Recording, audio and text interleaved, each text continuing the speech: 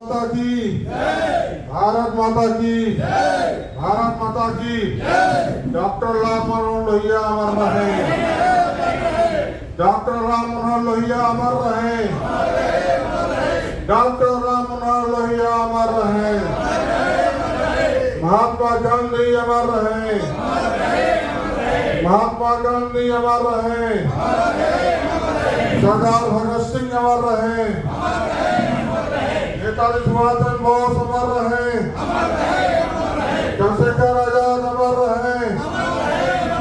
भारत माता की भारत माता की वंदे वंदे वंदे इंकलाब जिंदाबाद इंकलाब जिंदाबाद समाजवादी पार्टी जिंदाबाद। डॉक्टर राम मनोहर लोहिया विलक्षण प्रतिभावान थे। इनके पिता हीरालाल जी गांधी जी के सहयोगी थे।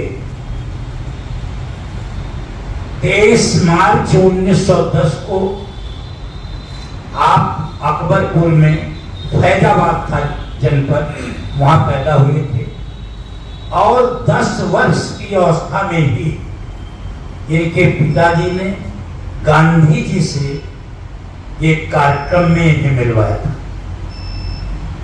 शिक्षा यहां से पूरी जर्मनी गए और 3 महीने में डॉक्टर लोहिया जर्मनी भाषा सीखे।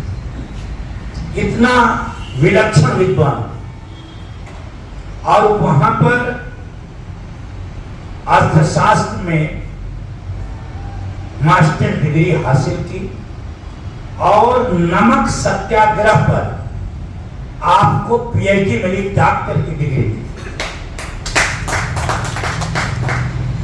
स्वदेश लौटने के बाद चूंकि इनके पिताजी गांधी जी के अनुयायी थे और डॉक्टर लोहिया ने खुद ही कहा है कि मैं 2.5 लोगों से इस देश में प्रभावित रहा। सबसे ज्यादा महात्मा गांधी से, दूसरा महर्षि मार्क्स और आधा जवाहरलाल नेहरू से। तो उन पर इन 3 व्यक्तियों का ज्यादा प्रभाव रहा और वह स्वतंत्रता आंदोलन में कूद पड़े, क्योंकि उन्होंने विदेशों में स्वतंत्रता को देखा था और भारत सदियों से गुलाम जो था, इसलिए उनके अंदर एक ज्वाला थी कि इस देश को आजाद कराया जाए और यहाँ जो गरीबी है, जो यहाँ पर अन्याय है, शोषण है, नर नारी असमानता है, उसे दूर किया। और उन्होंने स्वतंत्रता आंदोलन में गांधी जी के साथ काम किया और 1942 में जब भारत छोड़ो आंदोलन हुआ और गांधी जी ने करो और मरो का नारा दिया, जब सारे कांग्रेस के लोग गिरफ्तार कर लिए गए तो कांग्रेस समाजवादियों ने उस आंदोलन को अपने हाथ में लिया।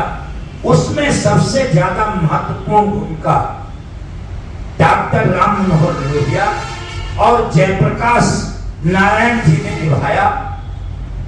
डॉक्टर लोहिया, अरुण आसफ अली और बहुत से समाजवादियों ने मिलकर कांग्रेस रेडियो का संचालन किया, बंबई में किया और देश में जो गतिविधियां ब्रिटिश सरकार के विरुद्ध होती थी उसे किया। लेकिन थोड़े ही दिन में आप गिरफ्तार कर लिए गए और जेल में लाहौर में इन्होंने यातना झेली।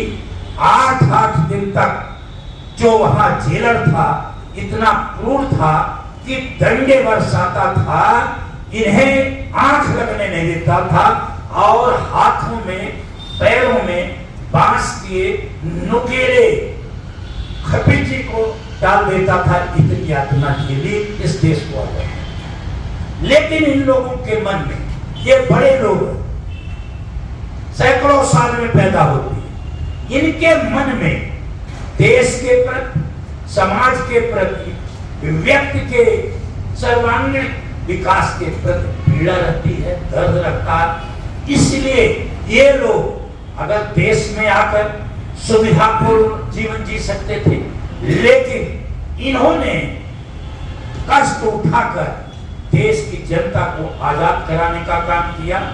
और मैं आप लोगों के बीच में एक बात बताना चाहता हूं कि जब इन्हें छोड़ा नहीं गया तो गांधी ने कहा कि जब तक जयप्रकाश को और डॉक्टर राम मनोहर लोहिया को जेल से रिहा नहीं किया जाएगा, मैं आप ब्रिटिश सरकार से कोई बात नहीं करूंगा।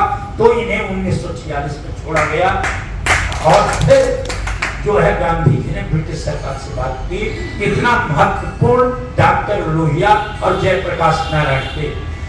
गांधी जी का कहना था कि जो बात डॉक्टर राम मनोहर लोहिया और जयप्रकाश नारायण नहीं जानते, वह बात इस देश में कोई नहीं जानता।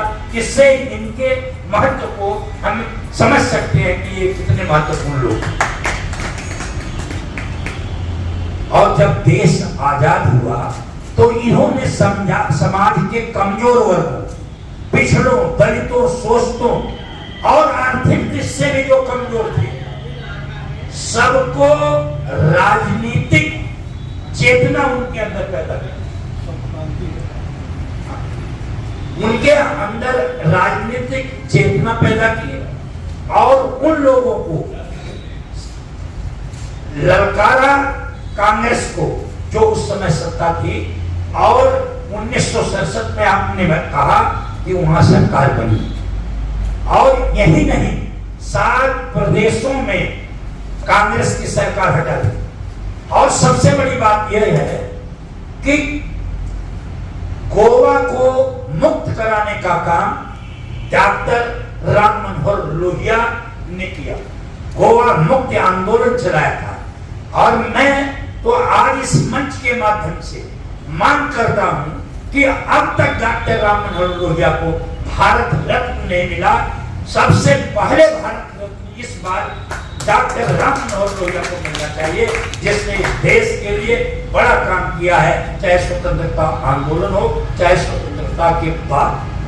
आप लोकसभा के लिए जब चुने गए थे और लोकसभा में जवाहरलाल नेहरू की बोलती बंद करी और कहा था कि इस देश का गरीब आदमी 3.5 आने में गुजारा करता है और आपके जो आपका कुत्ता है पालतू, उस पर 25 रुपए खर्च होते हैं, ये कहाँ का न्याय है। तो जबकि जवाहरलाल के सामने सबकी हिम्मत नहीं होती थी कि वह बात कर ले, तो इन्होंने और सप्त क्रांति की बात की, जो समग्र क्रांति थी गांधी की, इन्होंने सप्त क्रांति की बात की। जो विदेशी यहाँ पर शोषण का काम करते हैं उसके विरुद्ध बात की, नर नारी समानता की बात की, तो और सामाजिक न्याय की बात की कि सामाजिक न्याय होना चाहिए। अगड़े पिछड़े सारे लोग जो प्रभु लोग हैं, वो लोग इस समाज के अंदर समरसता पैदा करें, सद्भाव पैदा करें, प्रेम पैदा करें। ये बात डॉक्टर लोहिया ने, डॉक्टर लोहिया के हम लोग ऋणी हैं। और आज जो देश के अंदर विपक्ष है वो डॉक्टर लोहिया के विचार की ही देन है, जो आज विपक्ष जो है काम कर रहा है इस देश के अंदर। और जो सबसे ज्यादा संघर्ष करता है लोगों के सवालों पर, जनता के सवालों पर जो संघर्ष करता है वो विपक्ष ही करता है। कांग्रेस पार्टी और भारतीय जनता पार्टी, दोनों पार्टियां वह काम नहीं करती जो विचारधारा डॉक्टर राम मनोहर लोहिया की थी, डॉक्टर अंबेडकर थी। इन लोगों ने समाज के निचले पायदान पर रहने वाले लोगों को अंदर सारी चीजों को उन्हें ऊपर उठाने का काम कर दिया।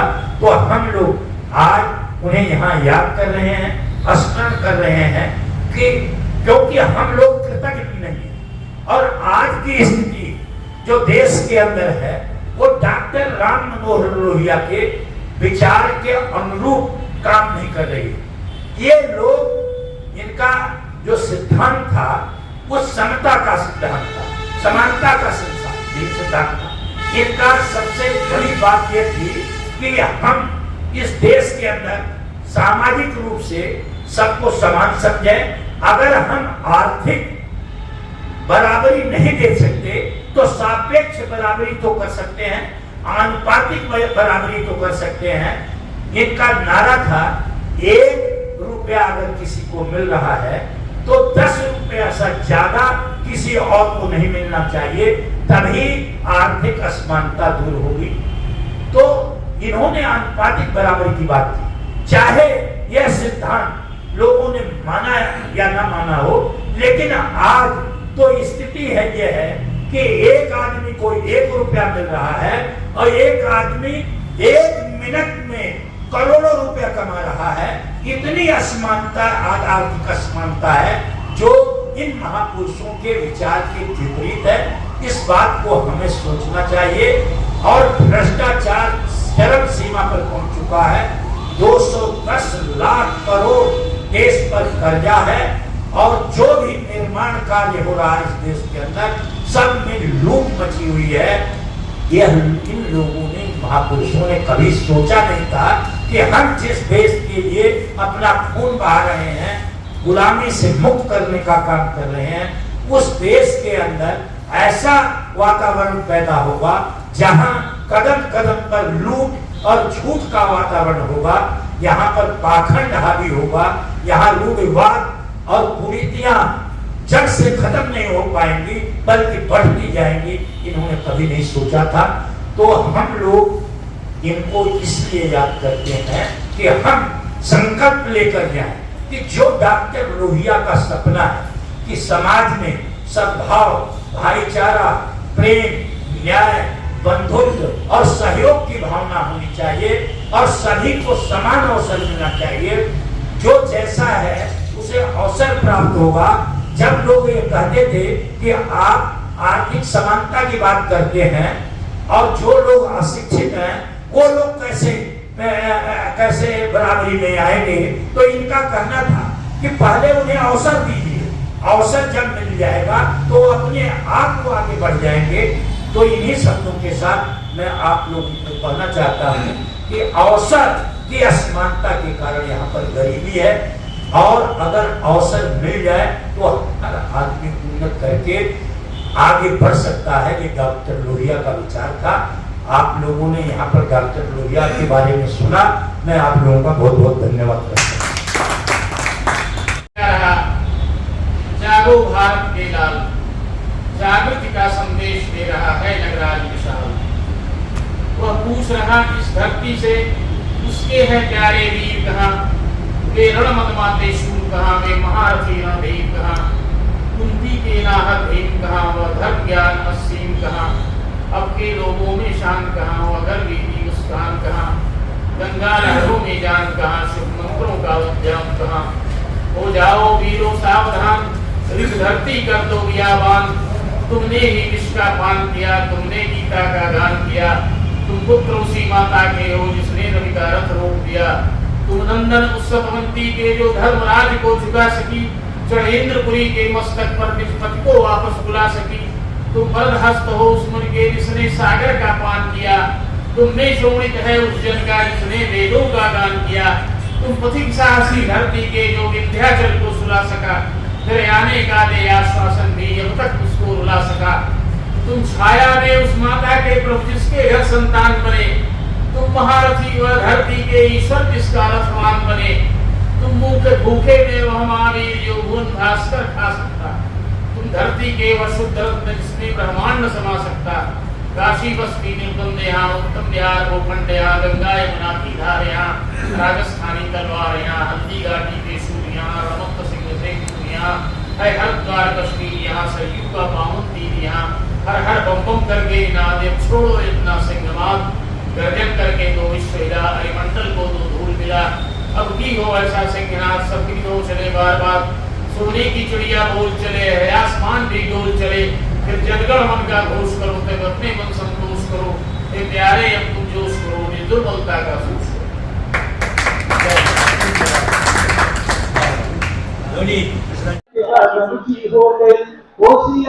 नमस्कार, प्रणाम। मैं खुशबू तिवारी आप सभी के बीच रूबरू हूँ GNA न्यूज चैनल के माध्यम से।